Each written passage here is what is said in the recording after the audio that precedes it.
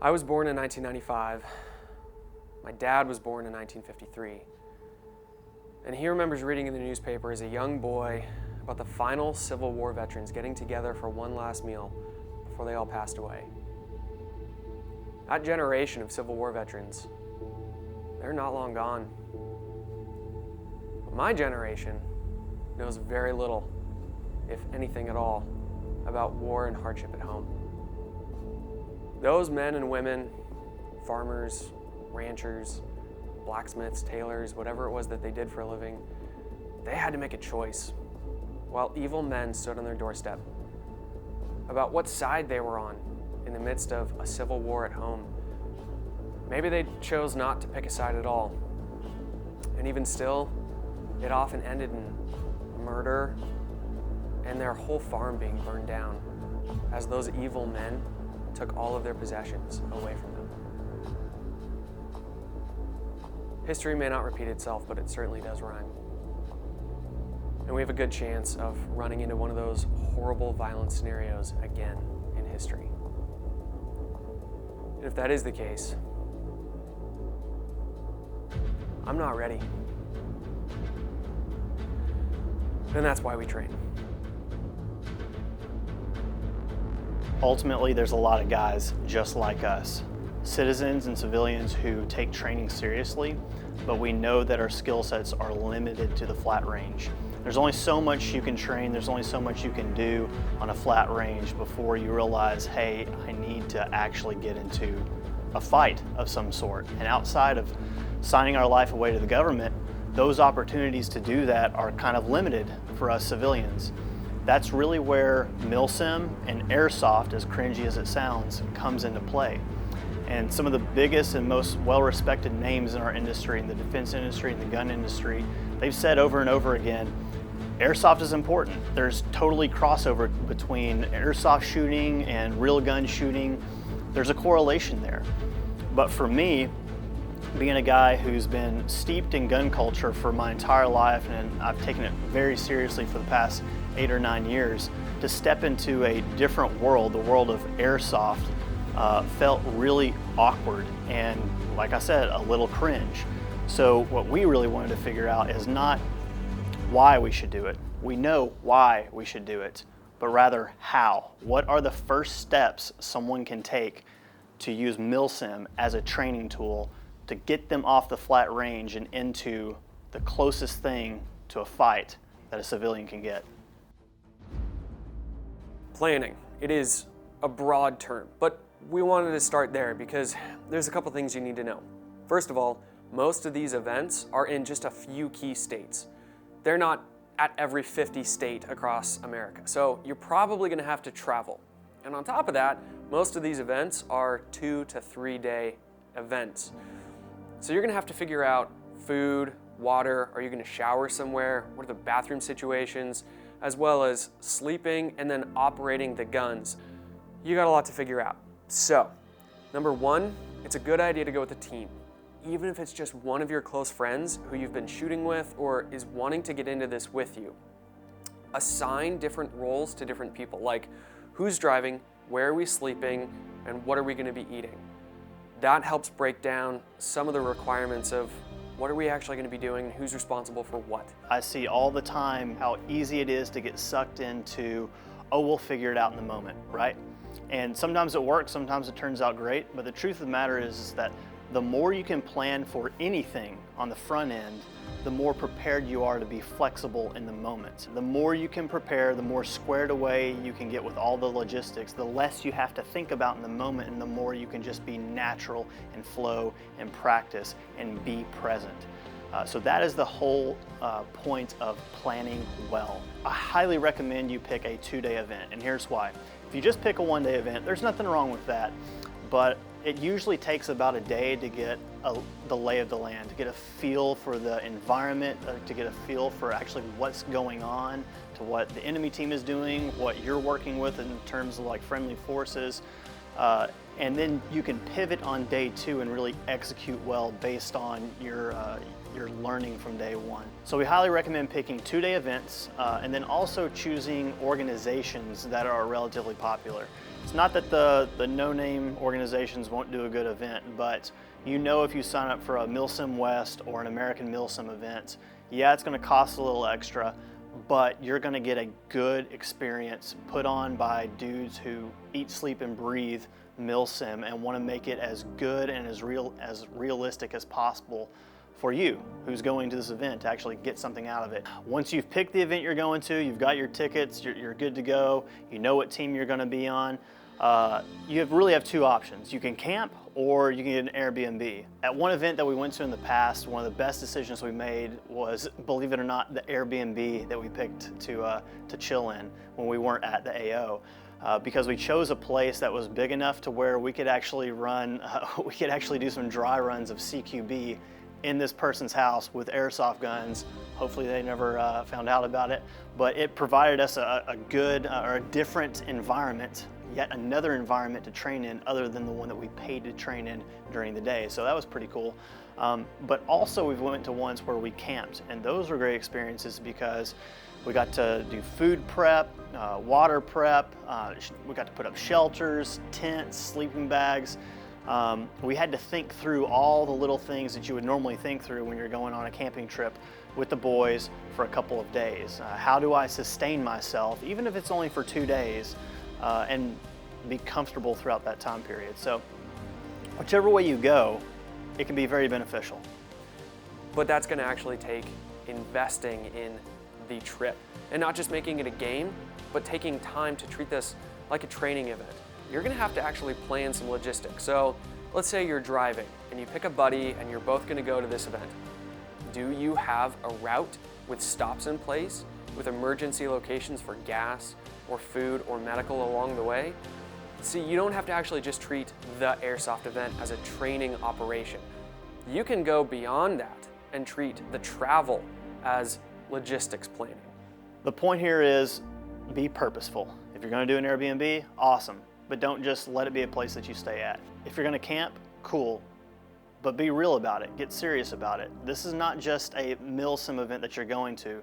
The entire trip overall could be training for you and your crew. Don't do yourself the disservice of thinking that the event itself is the training.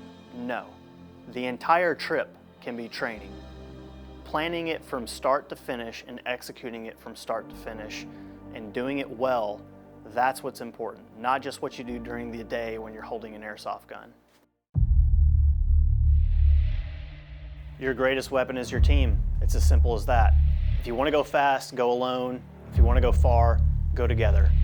You can go alone and you can go off and run around at these events by yourself and have a ton of fun, have an absolute blast, slay a bunch of bode, but at the end of the day, you're going to die. The point of these events is not to test your individual skill so much as it is to test your team skill. Like, sure, you will be tested as an individual as to how good you are and how prepared you are, either physically or mentally or just technically. The true test is how well you can function in this environment with your dudes. That is why you should go. So don't go alone, go together. Be very intentional about the dudes that you pick. I don't recommend starting out with a big, huge, massive crew. The more people you have, the more problems you have. Start small. Start with 1, 2, maybe 3 guys for a 4-man squad. And if you don't do anything else throughout the entire event but stick together and communicate well, that's a huge win, because typically that is the first thing to go once the battle starts. Once people start shooting and once nades start coming in and once you see friendlies start dying and once one of your guys gets shot, once you see some enemies moving around, it's so easy for things to just turn into total chaos. And they will. For 90% of the people that you're playing around and beside, it will be total chaos, very little organization, no clear orders. So if you and your crew can stick together, it's a win. Now that may mean that you need to be slower. You need to be more methodical in your movements. You need to have a slower pace in your communication and processing. But that is a huge step forward for most people, because the easiest thing to do is to just run into the chaos and become a part of it.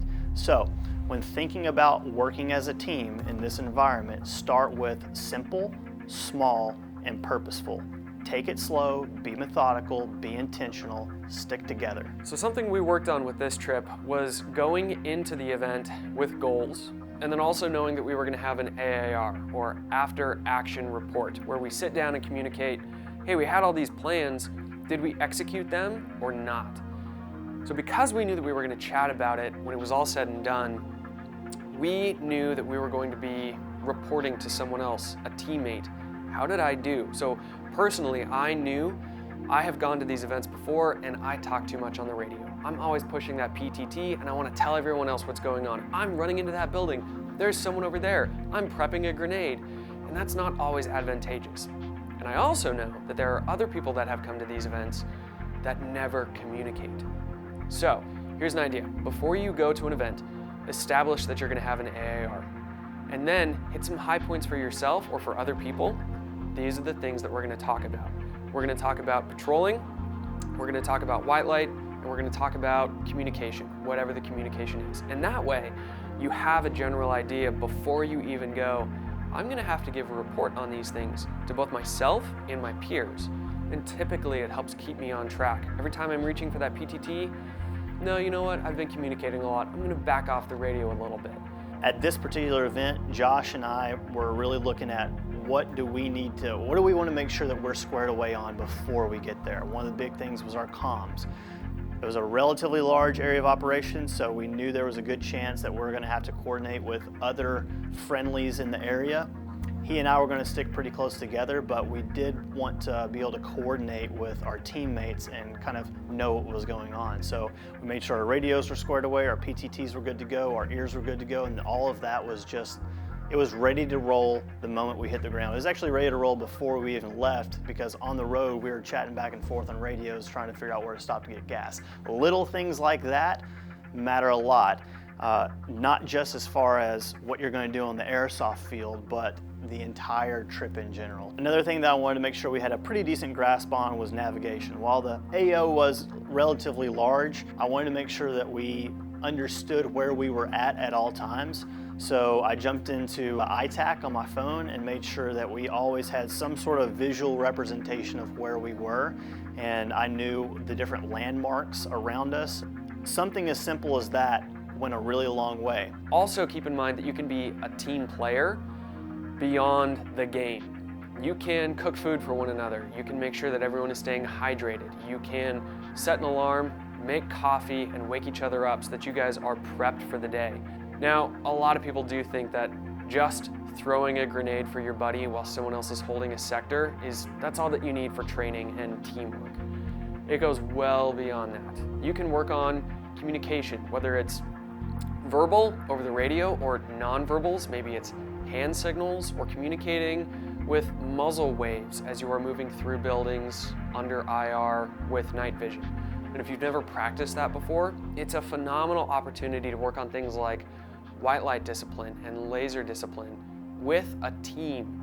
You're there to have an awesome time, you're there to learn a lot, but don't forget, you're in an environment that's foreign to you, and it is an awesome opportunity to try some things that may have become stale at home in a whole new way. So I know for Josh and I, we wanted to get some reps in on CQB. We've cleared Josh's house a dozen times. We've romped through the woods at multiple different locations and properties that we own and have access to. This was just another opportunity to take those skill sets that we've been working on and see how they played out in an environment that was totally foreign and new to us. Are we as squared away as we think? Yeah, it's easy to clear something well when you've done it 50 times in the same structure. How well do we work together on a blind run in every building that we go into at this event? So it's important to have some of these concepts in mind when you're going in so that you can practice it in the middle of a battle, right? But ultimately, a lot of this can turn into total chaos, and you may come across some moments where you don't feel like you're really getting very much out of the event, right? You may not know what's going on, maybe it's a massive stalemate, you can't really move forward in advance. In those moments, it's important to remember you paid to be there. There's nothing stopping you and your guys from pulling back away from all the fighting and all the chaos and going and finding a building with no one in it at the edge of the AO, going into that building and start working through your list of concepts that you guys want to practice.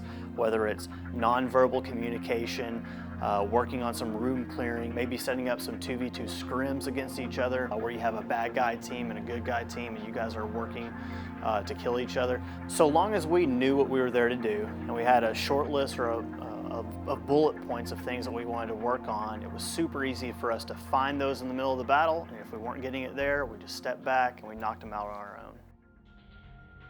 There are limitations to simulations. We've all heard this hundreds of times in the gun industry, defense industry, training world, right? You can only get so much out of a simulation, whether it be force on force or milsim.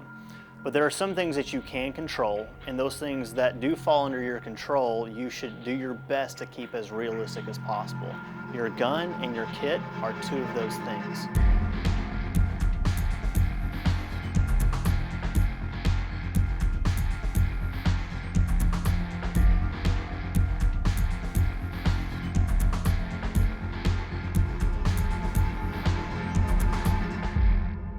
It does me no good to set up my airsoft gun in a configuration that's vastly different than my actual main rifle that I use in real life. So I'm talking like the details matter here.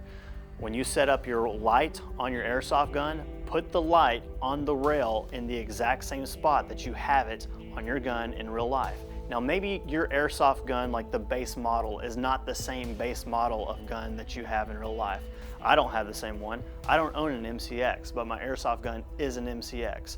I will still take those two builds, I'll put them side by side, I'll make marks of where my light is on my real gun, I'll mark it over on the airsoft gun. I'll look at where my optic sits on my real gun, I'll make some marks on the airsoft gun. I'll look at where my pressure switches are for my IR laser and illuminator, where my pressure switch is for my white light. I'll make marks on it to mirror on the airsoft gun, and then I will move each one over into the exact same spot. Now, when you look at the airsoft build, it might not make any sense, but when you compare it to how you have your actual gun set up, it is as close as possible where you have your hands, where you have your stock, where you put your head down on it, as close as possible to your real gun. And here's why that's important. It does you no good to go to one of these events and get a ton of reps on a gun that is different than what you actually need to get reps in on, right? So when I pull up that airsoft gun, I want it to be as close as possible, my hand placement, my eyes, everything, to my real steel gun. That way, whenever I'm out there shooting people, I'm getting positive reps in, good reps only, good reps only. That is important. So let's say that you actually do install your optic, your laser, your light, your sling in all the same places as you do on your real gun. It's probably a good idea to try to get some training with those tools as well. So for example, let's say you shoot your airsoft gun. You'll probably notice fairly quickly that you can see the trajectory of those BBs and they're not super flat. It's not the same as a real 5.56 round, for example.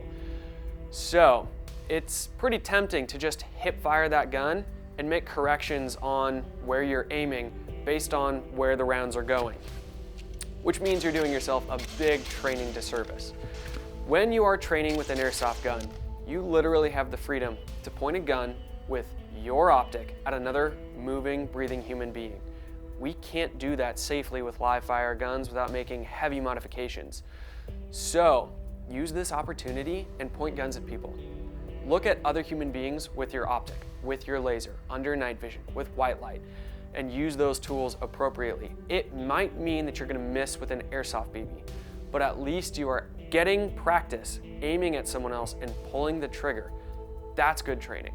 This same attention to detail needs to be applied to your kit as well, right? Don't go out and get a special carrier for airsoft. Wear your carrier. Most of these events, the only thing that matters in terms of what you wear are like your shirt, your helmet cover, maybe your pants. It's just the camouflage stuff, which you can go all out and buy the fanciest cry stuff in the world. You can go out and buy cheap airsoft stuff or cheap BDUs from a thrift store. It doesn't matter. What matters is what kit are you wearing. Keep it as close as possible to what you have in real life. In fact, it should be the exact same thing.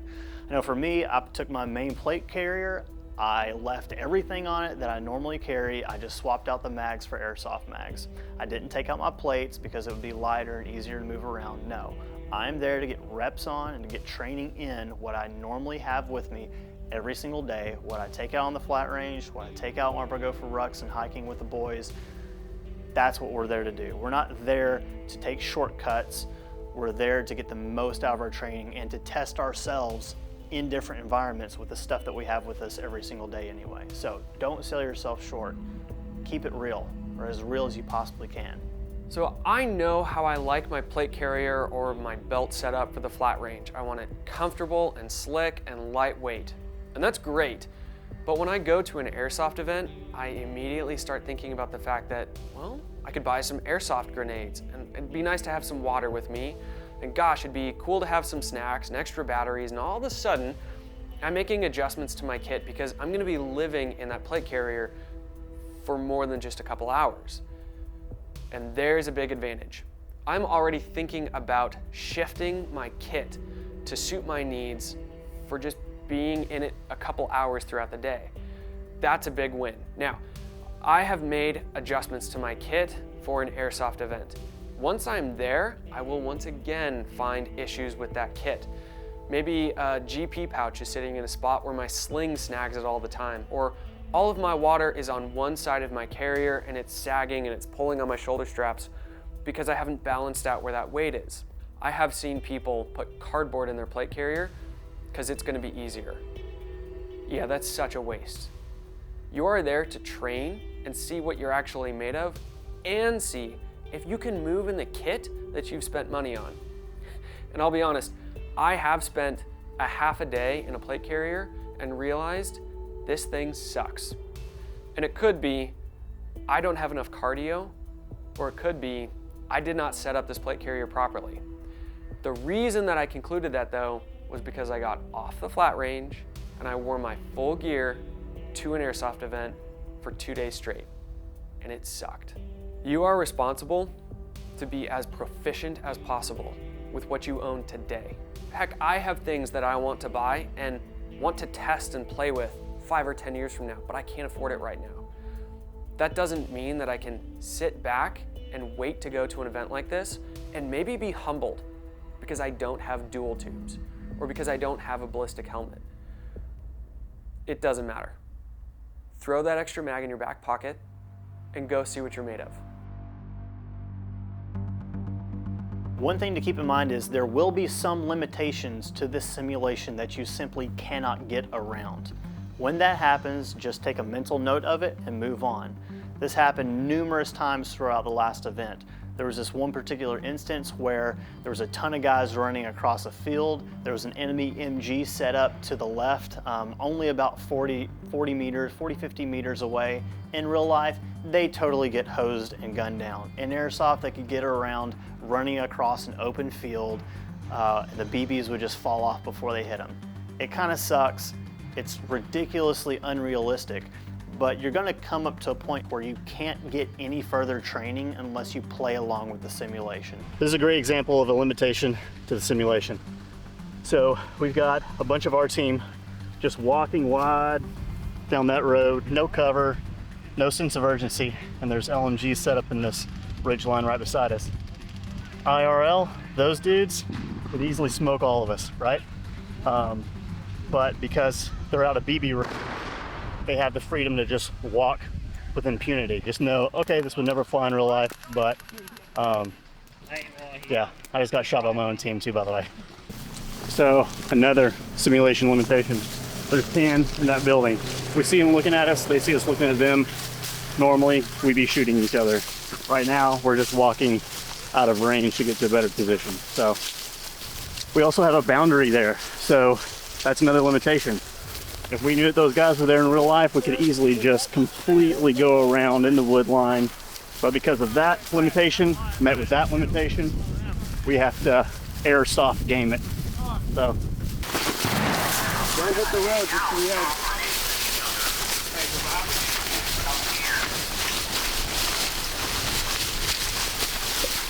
There's 10 guys in the trees over here across the road. If we move any closer, we'll be in range.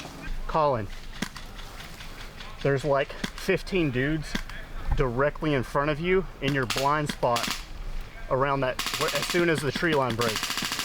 Are they across the road by the big evergreen? Yeah, yep. Yep. So it's like you're 1 o'clock. Check your right side, man. Look right across the fucking intersection. Right there at that scrub bush, there's fucking 5 or 6 feet. Further right, further right. Hey, we got tan moving right there. Yep, they're pushing towards us. Stay low. Josh, I got too much brush to take shots. Check. Hey Josh, if they try and cross that road, do you have shots? Yeah. Okay. Drew, how far can you throw a nade? Not that far. We need a tag. They're not heavy enough to throw that far. Yeah, you'd be throwing it to the wind. Do they have eyes on you? Oh yeah. Okay. Another simulation limitation. There's too much brush to shoot through, but we have eyes on guys that just came out of the building. We spotted them before they spotted us. Normally dead, easy money. In airsoft, we can't even get a shot at them. Ah, fucking got him! Nice. Wait, nice, dude. So we just launched a tag round and killed them. That's awesome. They're pushing back. They're pushing back. Let's go. Let's go. Let's go.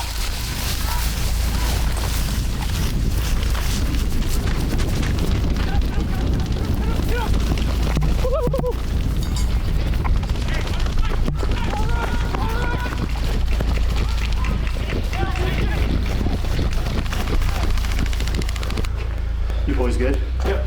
Here we go. Go on, Joe. Actually, gotcha.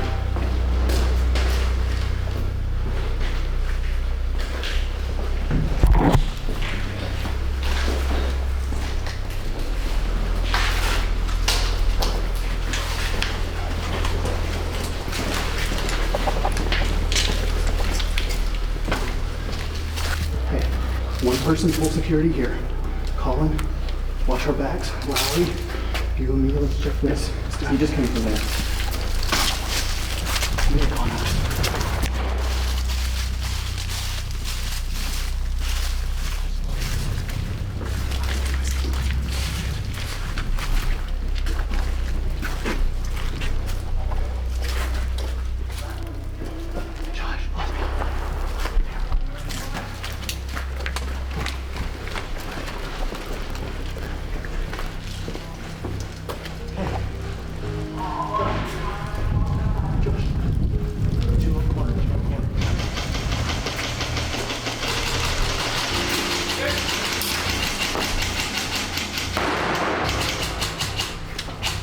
I tried to get some solid target transition. I was like, I'm not gonna overshoot. Hey, wait, did you shoot me? Awesome. Huh? Did you shoot me? That was when I came through here, yeah. Yeah. That was a good movement. Thanks, man. In your all's defense, when I first came in here, we came around this side, shot all these dudes in the back except for one. I tucked in as I heard you guys rolling from here or over there. You can do more with a gun and a smile than you can with just a gun. In other words, it never hurts to be nice. It never hurts to be kind. You can still be vicious on the field. You can still be serious about your training without being an absolute jerk to everyone around you. Every community has toxic individuals and bad actors. Every community has good guys that have bad moments or lose their cool. It's gonna happen to you. It's happened to me. It's happened to Josh. At the end of the day, no one's perfect, okay? You're gonna shoot people in this game. They're not gonna call their hits. They're gonna keep on playing on, and the competitive side of you is gonna go on full tilt. You're gonna see red. It's gonna make you mad, okay? That will happen. Know that that is within you, and it will come out. When that happens, keep it to yourself. And just remember, you're not there to win a game. You're there to get good training. And whether or not that guy there calls his hit or that guy over there hit you or not, doesn't matter. That's not what you're there for. Get your training in. Don't worry about all the rest. So many of the same people that will talk smack in a Call of Duty matchmaking lobby are the same people that are going to show up at an airsoft match. And when you add on the real feel of shooting people with high-speed BBs, Tensions get high and competition is on everyone's mind. No one wants to lose, and we just want to crush everybody. Remember that stepping into the Milsim and airsoft world, it's not your world. There are people who eat, sleep, and breathe this stuff. They come to these events not to train real world skill. They're there to have fun. But you are the foreigner, okay? And it's never a good call to go into a new environment or a workplace or a town or a city being the outsider and acting like a fool. You want to be cool with people. You want to build people up, make them feel good, build positive relationships, be a positive influence on them, because ultimately, especially if they know who you are, if they know that you're coming from the gun world or you're not a real airsofter, you're just, there to train, it's important how they view you, because how they view you is going to be how they view the community that you're coming from. So don't forget that. Every interaction, big or small, keep your cool, build people up. We rise by lifting others. It's something we believe strongly in here at Dirty Civilian, and take that with you everywhere you go. Onto the airsoft field, into the gas stations that you stop at on the way there and on the way back, and the restaurants that you eat at. It's important. Attitude matters, and the attitude that you have towards people and that you display out there in the field, it is contagious, for better or for worse. And here's one of the cool parts about having a positive attitude with everyone that you meet. You're gonna find that you have a better experience overall. It's super easy to go to one of these events and shoot 50 people and only 5 of them call their hits and be super angry and ticked off all day. It can easily ruin your experience if you let it. But remember, you are in charge of your trip, no one else. You're in charge of your own training, you are your own instructor. And so in that regard, you can control the nature of your heart, you can control your attitude, you can control your perspective and how you see this whole thing. If you go into it positively, if you make it a point to be an inspiration and a good influence on people, you're going to get the same thing out of it. Build people up. We cannot stress that enough. So what are your actual next steps? You've decided you're going to go to one. You kind of know how to do it now. So what happens in between? Here are a couple things to think about, a couple next steps, if you want to call them that, before you actually hit the road to go to one of these trips. Number one, foundational learning. You don't know what you don't know. If you go to one of these events and you don't have any foundational training, you're not going to get very much out of it. If you can back up and take a Rifle 1 class or an advanced pistol class or a intro to CQB class, having that foundational learning is going to go well with you into events like this, so that you actually have something to build off of. You're not having to start from absolute scratch. You actually have some sort of a foundation to take a couple of steps forward from. A Milsim event is still just the proving grounds. It's a chance for you to verify and validate to both yourself and your teammates what you do or don't have in your hip pocket. So, for example, if you go to an airsoft match and the guy in front of you goes into a doorway and he hooks left, and you don't know, hey, I'm gonna hook right because he was number 1, I'm number 2, we're gonna have converging sectors of fire, and here's how all this lays out. We have a red zone behind us and we're both pieing off to see behind the couch or behind the refrigerator or whatever it is. Man, if you go to an airsoft match and you don't know what it is that you're doing, you may just start ingraining poor habits. Take actual courses. Take courses from professionals. There are so many good trainers out there on the West Coast, the East Coast, everyone from, I know Blakewater is doing some, Core Vision Training, Bear Solutions. There's a ton of class options from night vision to land nav to pistol to rifle. It's endless. So what I'm saying is go get real life training and then use Milsim as an opportunity to prove what you do or don't know. And then you can find gaps in your training or your capabilities and go back and take more classes from the professionals. Number 2, we've kind of already talked about this, but have some individual and team goals. This is something that you can be working on right now. Look at where you're going, think about what you want to do and what you want to get better at and what you want to test, and then backdate from there and choose what you need to be working on, and maybe create a training plan between now and then so that you're more ready and more capable to execute once you get to the AO. You may be thinking, well, there's a whole list of things that I need to know. I don't know how to walk in formation. I don't know how to work with a white light. I don't know, on and on and on. you can have a primary goal. I just want to practice CQB. I'm gonna take a class, and then 6 months after that, I'm gonna go to the event. And in that 6-month gap, I'm going to be practicing and training and sharing information with my friends so that we have something to train and something to practice. Number 3 is schedule some benchmark tests for yourself and your team between now and then. And what I mean by that is, if you guys have estimated that you're going to walk a total of 25 miles across the 2 days at this event, then it'd be a really good idea if maybe 2 months out, you and all your crew, everyone that's on your team that's going with you, actually go and ruck for 15 miles one weekend. If you're wanting to practice a bunch of CQB at this thing, you've taken an intro to CQB class, maybe just take a single night instead of playing Call of Duty or jumping into Warzone. Have the boys come over to your house and clear your house with airsoft guns using nonverbal cues, nonverbal communication. See how well you guys work together in a smaller environment before you go and you test this out in more real world with people actually shooting back at you. Lastly, we've talked about the importance of teamwork. Teamwork is just a fancy word for relationships. If you go to one of these events, and this is more of a takeaway, this is like a takeaway step, right? If you go to one of these events and you meet people and you're cool with them and you build them up, it's gonna be nearly impossible for you to not make friends, okay? If you do that, be very intentional about fostering that relationship. Don't just go there and meet a couple people, shake some hands, bump some fists, and just move on. Find a couple people that you actually really vibe with or jive with. Maybe they're actually local to you or within like an hour's drive, and start pulling them into your crew.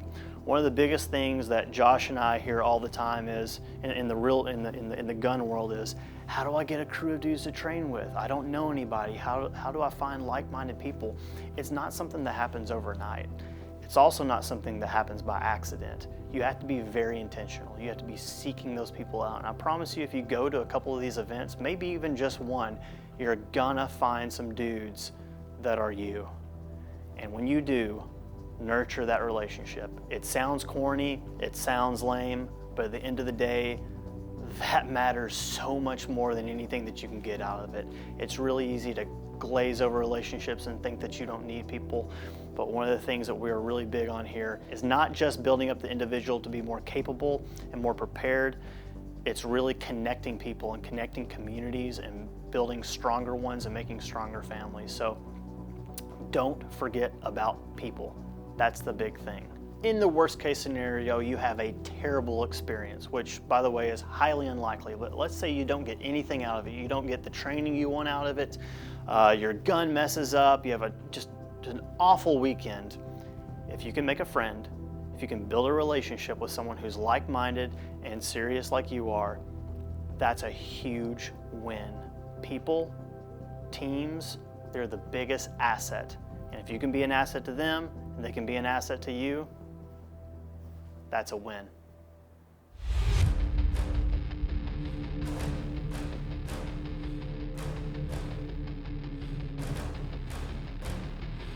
Dude, what was it you were saying? Pink fuck. The biggest F you to government is just not needing them. Yeah. Yep. Yeah, if you can get to a point where it's like, I can pay for my tax, like I can pay my taxes, sure, but I don't need any of those government benefits that exactly. Their like, services. Bigger. Right, and of course there's, the key argument is always like, well, yeah, but like, can you build roads? Actually, yeah, because the government hires out private contractors to do that. So then it just becomes like, can you build relationships with people who can build a fence or a farrier if you get horses? It's like you can't do everything all on your own, but yeah. Yep. Solid. Your mustache is sick, dude. Yeah. You should have came as Jeffrey Dahmer, though. Dude. That would've been awesome. Usually, I don't know. Usually I get a few different ones. And then just